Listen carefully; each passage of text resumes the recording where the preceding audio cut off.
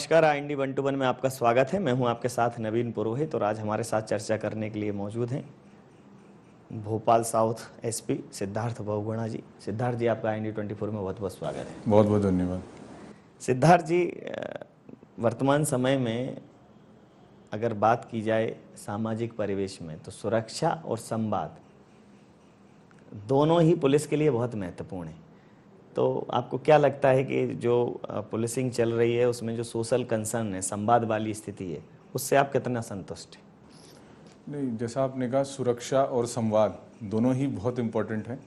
सुरक्षा के चैलेंजेस आज के परिप्रेक्ष्य में काफ़ी बढ़ गए हैं। जी। जैसे कि आप पूरे विश्व में देख रहे होंगे। ठीक है, पुलिस अपना पूरा ताकत लगाती है और समहाउ ये सिक्योरिटी जो अभी सब जगह बनी हुई है उसमें हमारा महत्वपूर्ण योगदान रहता है। उसके लिए हम वचनबद्ध रहते हैं। लेकिन मैं चूँकि पुलिस विभाग में हूँ, मुझे पता है कि कितना मुश्किल है और सब कुछ करने के बाद भी कभी कभी छोटी छोटी घटनाएं हो जाती हैं। उसमें अपने को काफ़ी क्रिटिसिज्म लेना पड़ता है। तो it's a part of the job. It's a challenging है सुरक्षा प्रदान करना, जिसका कि हम करते हैं। जहाँ तक संवाद की बात है, संवाद पुलिस का और जनता का अति आवश्यक है जी। आज के परिप्रेक्ष्य में संवाद जितना ज़्यादा रहेगा पुलिस का, अपनी मुखबिरी और इंटेलिजेंस उतनी ही अच्छी होगी। तो उसी में अपना हमारा प्रयास रहता है कि थाने स्तर पे जनता से मधुर संवाद रहे। जी, तो इस दिशा में जब सरकार पुलिस प्रशासन द्वारा एक बड़ा जो अहम कदम उठाया गया, हालांकि वो सारे प्रशासनिक विभागों में संचालित है, जन सुनवाई को संवाद की दिशा में आप कितना बड़ा और कारगर कदम मानते हैं? बहुत सराहनीय कदम है और अच्छा कदम है। मैं जैसे भोपाल में भी देखता हूँ, काफ़ी आवेदक आते हैं, उनकी काफ़ी हम इश्यूज़ जो हैं वो हम सॉल्व कर पाते हैं। काफ़ी इश्यूज़ हम नहीं भी कर पाते हैं क्योंकि कानून की परिधि में हम रहते हैं। अब जैसे ज़मीन संबंधी विवाद है या कोई सिविल मैटर्स हैं जिसमें कि फरियादी पुलिस की मदद से राहत चाहता है, तो वहाँ हमारी रिस्ट्रिक्शन है। लेकिन बहुत सारे मामले ऐसे भी आते हैं जो कि किसी न किसी कारण से फरियादी जो है असंतुष्ट रहता है थाने स्तर पे, तो जो सीनियर ऑफिसर्स हम इंटरवीन करते हैं तो उसको तत्काल राहत मिलती है। जी। जैसा आपने कहा कि एक जो छवि है वो अंग्रेजों के ज़माने के जेलर वाली है। अभी तक पुलिस की जो एक छवि है वो सख्त है। लेकिन जैसा कि एक बार पुलिस सर्विस मीट में DGP साहब ने भी कहा, ये वाक्य मुख्यमंत्री महोदय ने भी दोहराया कि पुलिस जो है अपराधियों के लिए वज्र जैसी कठोर और जनता के लिए फूल जैसी कोमल हो। तो मतलब दोनों पहलू पुलिस के बड़े एक दूसरे के बहुत विरोधाभासी हैं। एक तरफ बहुत हार्डकोर रहना और एक तरफ बहुत सॉफ्ट तरीके से लोगों से पेश आना, तो एक और काम का दबाव, तो इन सब के बीच में अमला इस सब को मेंटेन कर पाए, इसके लिए कोई विशेष ट्रेनिंग प्रोग्राम है क्या? मेरा ट्रेनिंग प्रोग्राम तो किससे पहले मैं एक चीज़ बोलना चाहूँगा कि अगर कोई यथावत चले, विधिवत चले, तो ये ऑटोमेटिकली हो जाता है। फॉर एग्जांपल, अगर किसी अपराधी ने अपराध किया है, आप सख्ती का मतलब यह है कि आप फटाफट एक्शन लें, डिले ना करें और उसको तत्काल FIR करके उसकी अरेस्ट हो जाए। इतने में ही सख्त एक्शन अपराधियों के विरुद्ध हो जाता है। और लीगली अगर आप चलें तो कोई कंप्लेनेंट आता है, उससे आपका धर्म बनता है कि आप उसकी सुने, बड़ी शांति से सुने और उस पर तत्काल कार्रवाई करें। तो अगर आप लीगली और विधिवत चलेंगे तो ऑटोमेटिकली ये चीज़ हो जाती है, क्योंकि हमारे पास कानून में भी प्रावधान है गुंडों के विरुद्ध कार्रवाई करने का, 110 करने का, जिला बदर करने का, NSA करने का। तो अगर हम दुष्टों के विरुद्ध ऐसा और जो अपराधी तत्वों के विरुद्ध ऐसा करेंगे तो हमारे पास लीगल प्रोविजन है वो करने के, तो हम सख्त हो जाएंगे। और and on the other hand, जो हमारे जो मासूम कंप्लेनेंट्स हैं उनकी सुनवाई हम पेशेंस से करें, ढंग से करें, उनकी कंप्लेंट्स का फॉलोअप लेते रहें, तो हमारी कोमलता उस तरह से परिलक्षित हो जाएगी। तो ये अगर मतलब अगर आप सिर्फ प्रावधानों के अनुसार अगर काम करते हैं दोनों एंड्स पे, तो अपने आप ऑटोमेटिक वो दोनों चीजें सामने आ जाती है। मेरा मानना है कि एक्स्ट्रा लीगल मेजर्स की जरूरत नहीं पड़ती।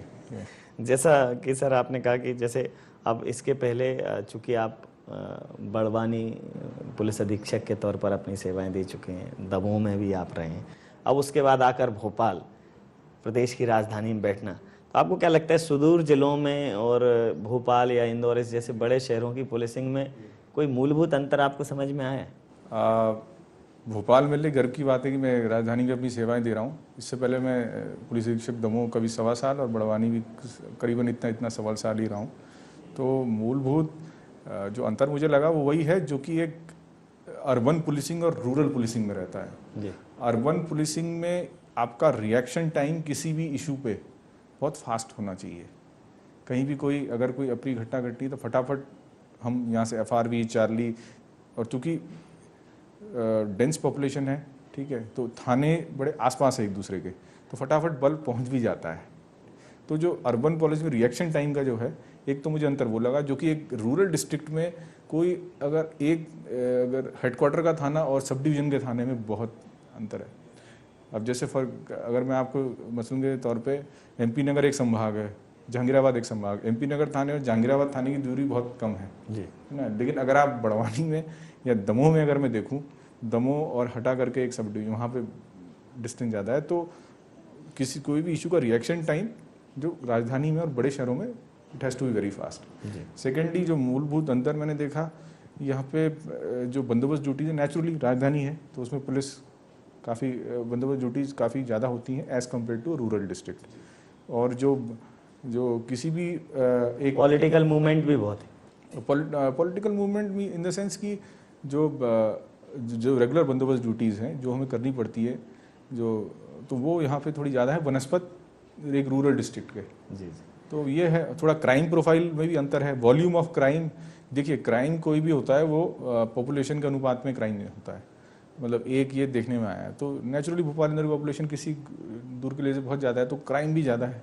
उस लिहाज से अपने को क्राइम और कानून व्यवस्था, लॉ एंड ऑर्डर इश्यूज़ पे ज़्यादा ध्यान देना पड़ता है। जी, एक और महत्वपूर्ण प्रश्न कि ये आपके लिए भी निश्चित रूप से प्रसन्नता का विषय होगा, गौरव का भी विषय होगा कि जब पूरा प्रदेश एक तरीके से अभी किसान आंदोलन में जब उग्र हो गया ये आंदोलन, तो ये पुलिस के लिए और लॉ एंड ऑर्डर के लिए एक बहुत बड़ी समस्या बन गया था। और चूंकि पूरे का पूरा आंदोलन का रुख ये था कि सरकार पे दबाव आए, तो निश्चित रूप से उसका केंद्र बिंदु भोपाल रहा है। लेकिन भोपाल के आसपास के क्षेत्रों में ये आंदोलन बहुत ज़्यादा उग्र नहीं हो पाया, पनप नहीं पाया। उसका मूल कारण क्या हुआ? क्या पुलिस ने संवाद किया, प्रोएक्टिव होकर काम किया, क्या रहा आखिर? हमें समय समय पर पुलिस मुख्यालय से भी मार्गदर्शन मिलता रहा कि बीच बीच में उनके भी समान निर्देश मिलते रहे कि आप अपने क्षेत्र को सक्रिय करिए, फिक्स पॉइंट लगाइए, जो जितने भी किसान मंडी है वहाँ पे अपने लोगों से संवाद रखिए, दूध डेयरियों में इसकी सूची बनाइए। तो होमवर्क अच्छा रहा भोपाल ज़िले में जी। और उसमें समस्त जो अधिकारी हमारे CSP TI उन्होंने जा के ग्रामीणों में अच्छा कांटेक्ट किया है, जो किसान भाई हैं हमारे, सरपंच लोग हैं, उनसे। तो अपने होमवर्क अच्छा होने से अपने पास जानकारी जो है पहले आती रही, तो उस जो भी ऐसे प्रॉब्लमेटिक इश्यूज़ थे उनको समय रहते हम एड्रेस कर पाए, और इस प्रॉपर प्लानिंग से हम लोग सफल हुए इस मामले में। जी, एक और महत्वपूर्ण प्रश्न कि सर, कि जिस प्रकार से विगत वर्षों में जनसंख्या का दबाव बढ़ा है, हर चीज़ में जो विस्तार हुआ है, पुलिस के सामने बड़ी चुनौती है लॉ एंड ऑर्डर को लेके। और कहीं भी कुछ भी घटित होता है तो फिर अल्टीमेटली लोगों को शिकायत करने के लिए एकमात्र जगह पुलिस ही होती है, फिर भले ही वो उसको वहाँ से वो सॉल्यूशन मिले या नहीं मिले। तो जिस प्रकार का अमला आपके पास है, जो संसाधन है, निश्चित रूप से उस अनुपात में उतनी वृद्धि नहीं हुई है, तो एक बड़ा दबाव है, कम पुलिस बल की कमी है, संसाधनों की कमी है। तो उस दबाव को कैसे मेंटेन करते हैं? ये कहना पूरी तरह से तो सही नहीं है कि संसाधनों में वृद्धि नहीं हुई है, संसाधनों में वृद्धि हुई है। अगर आप पुलिस में देखें, कंप्यूटर्स आए हैं वाहनों में। आज से मैं तो तब नौकरी में था, लेकिन जैसा मुझे बताते हैं, जैसे पिछले 10-15 साल में वाहनों में पुलिस को जो है उसमें वृद्धि हुई है, पुलिस के आवास में वृद्धि हुई है। लेकिन हाँ, ये भी बात बिल्कुल डायल 100 अपने को मिली तो संसाधन, लेकिन चैलेंजेस भी उसी अनुपात में काफ़ी बड़े हैं जी। क्राइम भी उसी अनुपात में काफ़ी बड़ा है, क्राइम का पैटर्न भी बड़ा है, साइबर क्राइम और इकोनॉमिक फ्रॉड्स और इस तरह से, तो उस अनुपात में इनका वॉल्यूम भी बड़ा है। तो ये बात सही है, प्रेशर तो रिसोर्सेज पे रहता है, बड़े तो हैं लेकिन फिर भी हाँ, लेकिन जो सीमित संसाधनों में जो चैलेंज है पुलिस का, वो अगर उसको हम देखें और चैलेंजेस को देखें तो पुलिस अपना काम अच्छे से कर रही है मेरे हिसाब से। जी, जिस प्रकार से राज्य सरकार लगातार आवास के लिए और भर्तियों के लिए, अभी 14,000 भर्तियाँ कुछ होनी हैं, तो जो राज्य सरकार से पुलिस को सपोर्ट मिल रहा है, पुलिस को उन्नत बनाने के लिए जिस प्रकार की सुविधाएं मिल रही हैं, तो उससे आप किस हद तक संतुष्ट हैं?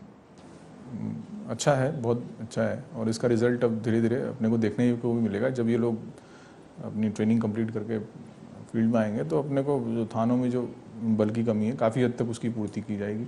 अच्छा है, बड़ा सराहनीय कर अच्छा है। अब जैसे जो अमला आपको भर्ती होने के बाद मिल रहा है, देखते हैं में आया है सामान्यता के पोस्ट ग्रेजुएशन वाले लोग भी उसमें अप्लाई किया हुआ है उन्होंने, आरक्षक स्तर की उसके लिए। और मतलब शारीरिक दक्षता तो है ही, लेकिन शैक्षणिक योग्यता और मानसिक दक्ष लोग भी प्राप्त हो रहे हैं। तो जिस प्रकार से आपने कहा कि एक नया पैटर्न चल पड़ा है, साइबर क्राइम और ये सब, तो इन सब को एड्रेस करने के लिए पर्याप्त संसाधन और उस प्रकार के पर्याप्त योग्य जो है लोग हैं अपने पास? ये बात आपकी सही है कि कुछ काफ़ी अच्छे शैक्षिक योग्यता लोग रखने वाले लोग आ रहे हैं पुलिस में, और उसका हम फ़ायदा भी हमको मिलता है। हमारे काफ़ी सब इंस्पेक्टर्स एंड इवन हमारे जो हमारे कांस्टेबल्स हैं वो वेल क्वालिफाइड हैं, कंप्यूटर लिटरेट हैं, और जिसका फ़ायदा हमें थानों में मिलता है। CCTNS के कंप्यूटर्स को ऑपरेट करने में अपने को काफ़ी फ़ायदा मिलता है। साइबर क्राइम की विवेचना अच्छा करने में, टेक्निकल चीज़ों को ग्रास्प करने में, उनको समझने में डेफिनेटली फ़ायदा तो मिलता है इसमें। जी, जैसे आपने कहा कि अब चूँकि पूरा जैसे हर थाने में अभी एक महिला डेस्क की सरकार ने प्रोविज़न की है, तो आपके कार्य क्षेत्र में सारे थाने महिला डेस्क से सुसज्जित हैं? और महिला डेस्क से बिल्कुल हैं। महिला डेस्क से तात्पर्य यह है कि महिलाओं के इशू सुनने के लिए वहाँ महिला बल हो।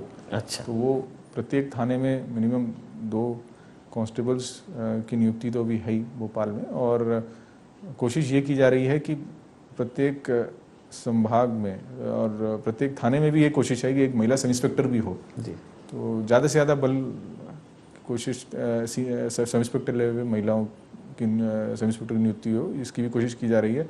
और सब डिवीज़न हेडक्वार्टर पे तो महिला सब इंस्पेक्टर है प्राय 33% आरक्षण का भी प्रावधान किया है महिलाओं को पुलिस बल में, तो आप कितना कारगर मानते हैं? क्योंकि जब ज़्यादा से ज़्यादा महिलाएं पुलिस बल में अपनी भागीदारी निभाएंगी तो जो एक महिला सुरक्षा की बात होती है, तो थोड़ा एक कंफर्ट जोन आ जाता है जब महिला पुलिसकर्मी उनके सामने होती है। तो विभाग के इस कदम को आप किस दृष्टिकोण से देखते हैं? अच्छा कदम है। 33% जो पुलिस फोर्स है उससे महिलाओं को काफ़ी उनको मेन स्ट्रीम एम्प्लॉयमेंट में आने का बड़ा अच्छा वेन्यू है। मेरा हमेशा से मानना रहा है कि पुलिस की नौकरी एक महिला के लिए बहुत ही अच्छी नौकरी है। उसको एक कॉन्फिडेंस देती है नौकरी, उसको एक सेंस ऑफ सिक्योरिटी देती है नौकरी, और विभाग के लिए भी अच्छा है। अभी काफ़ी सारे प्रावधान हमको हमारे पास ऐसे हो गए हैं जिसमें कि crime against women and children में जी, FIR लेना, बयान लेना, उसमें हमें महिला अधिकारियों की काफ़ी ज़रूरत पड़ती है। तो मैं अच्छा कदम मानता हूँ। इससे हम जो crime against women and children की जो विवेचना है वो भी और अच्छी तरीके से हम कर पाएंगे। महिलाओं के प्रति जिस प्रकार से लगातार अपराधों का ग्राफ बढ़ रहा है, उसको आप किस दृष्टिकोण से देखते हैं? ये कि महिलाओं के साथ होने वाली हर घटना को, हर आपराधिक घटना को विवेचना में लिया जाता है, इस वजह से वो आंकड़े बढ़ रहे हैं, या वाकई में क्राइम बहुत ज़्यादा है महिलाओं के प्रति? मैं इसको इस दृष्टि से देख रहा हूँ कि हमारी जो sensitivity towards crime against women है वो काफ़ी बड़ी है। Sensitivity, we are now, police has become very sensitive towards crime against women. कोई भी रिपोर्ट अगर किसी महिला के विरुद्ध आती है, मैं नहीं समझता कि वो अनरजिस्टर्ड अब थाने में जाती हो वो, क्योंकि अब कानून भी बहुत सख्त हो गए। क्रिमिनल लॉ अमेंडमेंट एक्ट 2013 के बाद कानून और सख्त हो गए हैं। अब तो कुछ प्रोविजंस ऐसे हैं कि अगर किसी थाने में किसी महिला की सुनवाई नहीं होती है तो उल्टा पुलिस पे भी मुकदमे के प्रोविजंस हैं।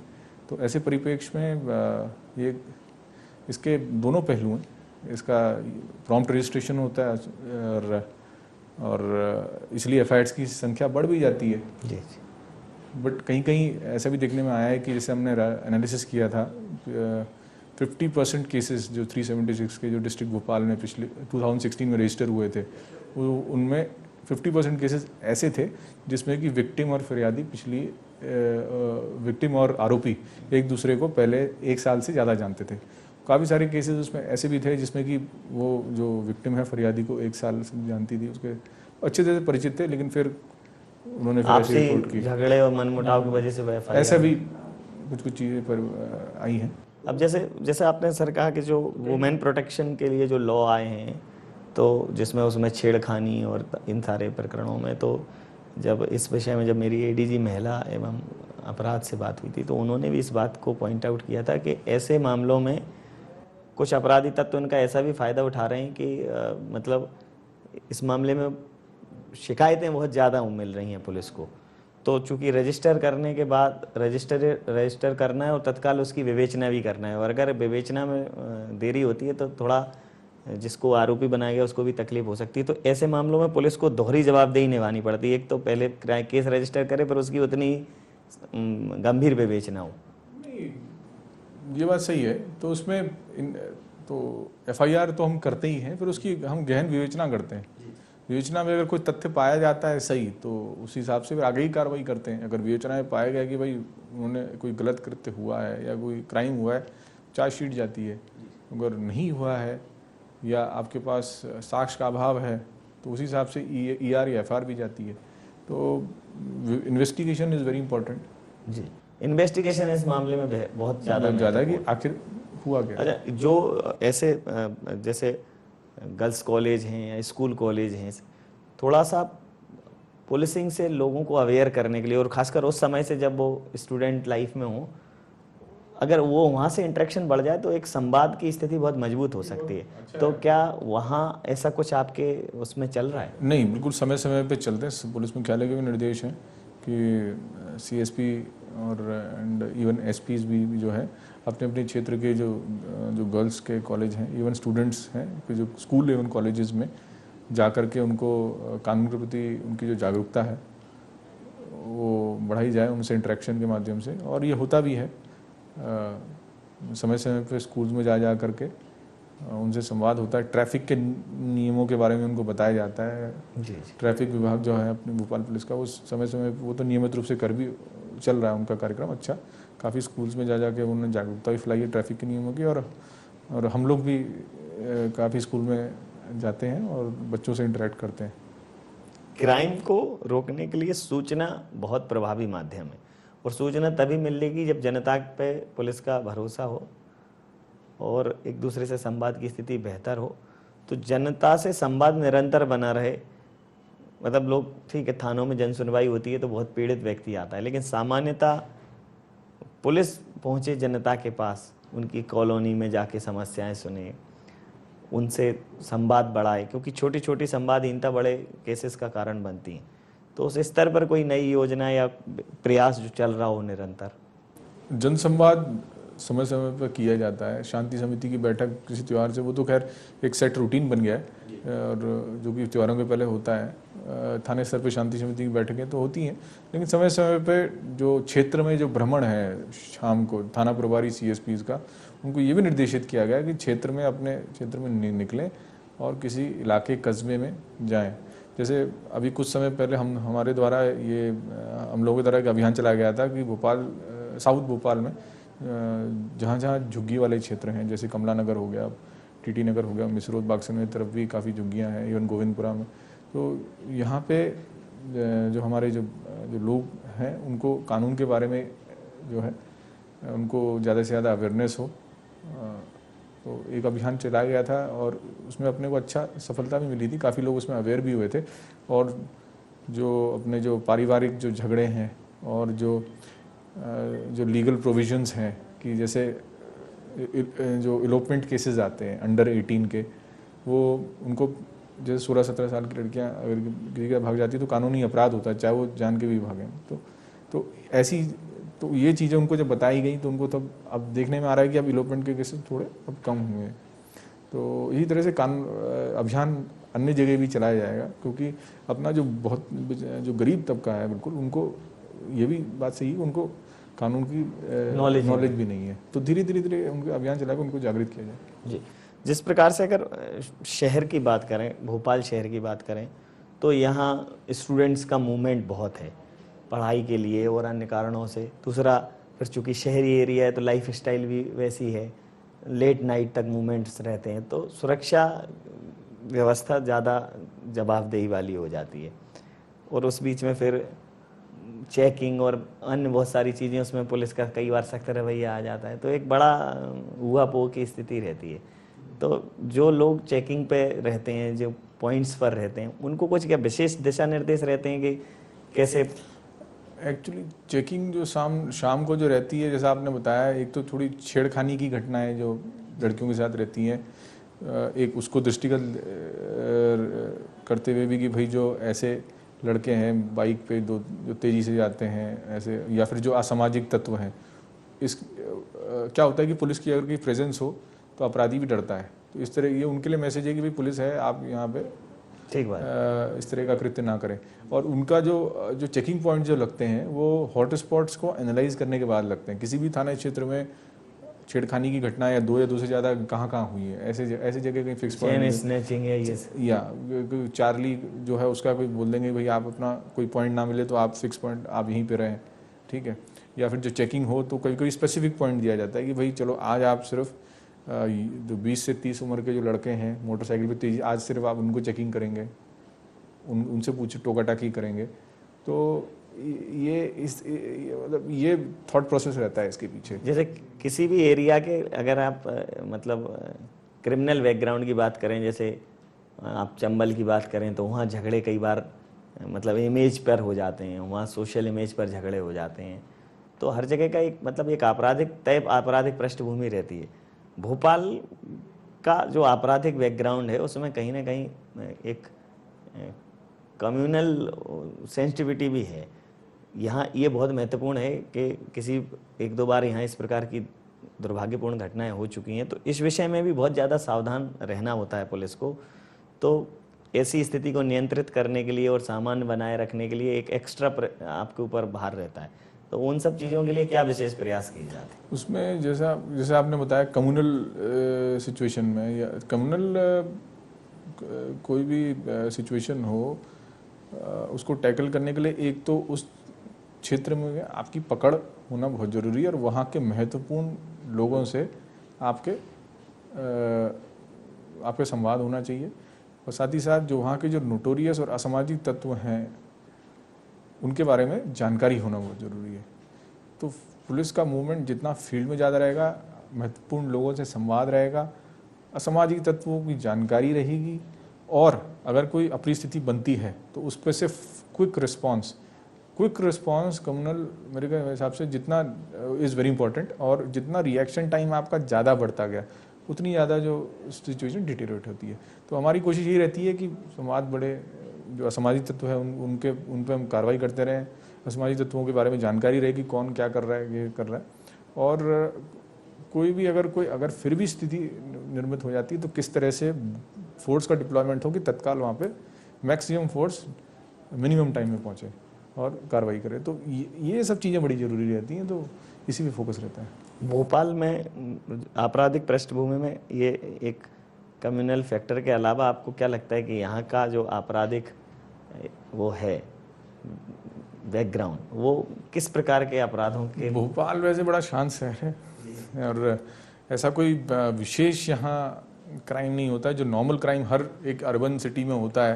प्रॉपर्टी ऑफेंस है, नकबजनी, कभी कभी चेन स्नैचिंग यहाँ पे इशू काफ़ी बड़ा बन जाता है, लेकिन शांत कह सकते हैं। हाँ, लेकिन अभी मैं ये मतलब मुझे खुशी है कि अभी पिछले साल भी जैसा मुझे अभी रिकॉर्ड देख रहा था, 100% डिटेक्शन था चेन स्नैचिंग में। अधिकारियों ने बहुत अच्छा काम किया है और अभी तक इस साल भी चेन स्नैचिंग में जब भी कोई होती है तो गैंग पकड़े जाते हैं। तो ये थोड़ा सा रहता है। कुछ क्राइम अगेंस्ट वुमेन के केसेस आते हैं, उसमें भी प्रॉम्प्ट कार्रवाई रहती है। अब जैसे आपने कहा कि एक नया जो है क्राइटेरिया हो गया है क्राइम का, अब चूंकि हर सब कुछ ऑनलाइन है या डिजिटलाइजेशन है, सरकारों का भी इस पर जोर है, पूरी तरीके से जो है ट्रांजैक्शन से लेकर एक्टिविटी सब डिजिटलाइज उस पर जा रही हैं। तो अपराध बहुत बढ़ रहे हैं साइबर से रिलेटेड, उनको डिटेक्ट करने के लिए, उनकी रोकथाम के लिए अपने पास पर्याप्त पुलिस बल और उस प्रकार के संसाधन मौजूद हैं? जैसा आपने कहा कि एक नया फॉर्म ऑफ क्राइम है। ओवर द ईयर्स ये जैसे जैसे इंटरनेट का फैलाव हुआ है वैसे वैसे साइबर क्राइम भी एक नया बड़ा है और एक नया फॉर्म आया है। तो चूंकि नया form new form of crime है, तो इसमें अभी भी जो अपना हमारी भी जो हमारे पुलिस विभाग में इवन थाने स्तर की अगर मैं बात कहूँ तो हम उतने उसको डील करने में सहज उतने नहीं हैं जितना कि हम अन्य अपराधों में हैं। लेकिन धीरे धीरे कैपेसिटी बिल्डिंग हो रही है, ट्रेनिंग हो रही है, आरक्षक से लेके हमारे स्तर तक एसपी स्तर मतलब हम भी जाते हैं ट्रेनिंग के लिए साइबर क्राइम की, और हमारे जो थाने के जो विवेचक हैं आईटी एक्ट की विवेचना मिनिमम एक इंस्पेक्टर लेवल के अधिकारी को करनी होती है, तो टीआईज भी जा रहे हैं। और इवन अब जैसा पूर्व में आपसे चर्चा हुई कि अब काफ़ी हमारे सब इंस्पेक्टर इवन कांस्टेबल्स भी कंप्यूटर बैकग्राउंड से आ रहे हैं, तो वो हेल्पफुल हो रहा है। तो थाने स्तर पे धीरे धीरे अब इसकी जो अवेयरनेस है हो रही है, लेकिन हाँ अभी अपने को और इसको सीरियसली लेना है और अभी और इसमें अपने को सशक्त करना है। जी, अंतिम और महत्वपूर्ण प्रश्न कि पुलिस जो है चाहे धार्मिक यात्रा हो, सामाजिक यात्रा हो, लॉ एंड ऑर्डर तो निश्चित रूप से उन्हीं के हवाले है। अन्य कोई भी गतिविधि हो, किसी प्रकार का दुख पीड़ा तकलीफ हो, पुलिस जो है बिल्कुल सेंटर पॉइंट रहती है इन सारी चीज़ों के लिए। सब चारों तरफ से चौतरफा दबाव जिसको कहना चाहिए। तो पुलिस की भी अब कोई अपनी पीड़ा होती है। पुलिस की सबसे बड़ी परेशानी क्या है? मतलब एक खाकी वर्दी पहने हुए एक अफसर होने के नाते आपकी मैं पीड़ा जानना चाहूंगा कि कोई ऐसी चीज़ कि नहीं समाज कम से कम ये तो समझे, लोग पुलिस तो की नौकरी करना बड़ी गर्व की बात है। हर एक किसी भी जॉब में जो चैलेंजेस आते हैं जी उसको कभी कभी हम पीड़ा की संज्ञा दे देते हैं, लेकिन हाँ कुछ चैलेंजेस हैं, जैसे as compare to other departments. जैसे हम थाने स्तर पे अभी जैसे हमारे जो फोर्स रहती है उसको छुट्टी बड़ी मुश्किल से मिल पाती है। अन्य विभाग त्यौहार सेलिब्रेट करते हैं, अपनी ड्यूटी त्योहारों में डबल हो जाती है। तो कुछ वर्क लाइफ बैलेंस एक पुलिसमैन को जो बिठा पाने में दिक्कत तो आती है, लेकिन ये इम्पॉसिबल भी नहीं है। प्रॉपर प्लानिंग से इसको किया जा सकता है। मतलब अगर यूँ कहें कि समाज सेवा के लिए पुलिस से बेहतर कोई विभाग नहीं हो सकता तो अतिशयोक्ति नहीं होगी। बिल्कुल। निश्चित रूप से समय सीमा के चलते मैं ये चर्चा समाप्त करूँगा और सामाजिक सुरक्षा, समाज सेवा, संवाद और शांति परस्पर बनी रहे ऐसी कामना करता हूँ। आपने बहुत सारे विचार हमारे साथ साझा किए, आपका बहुत बहुत धन्यवाद, आभार। Thank you.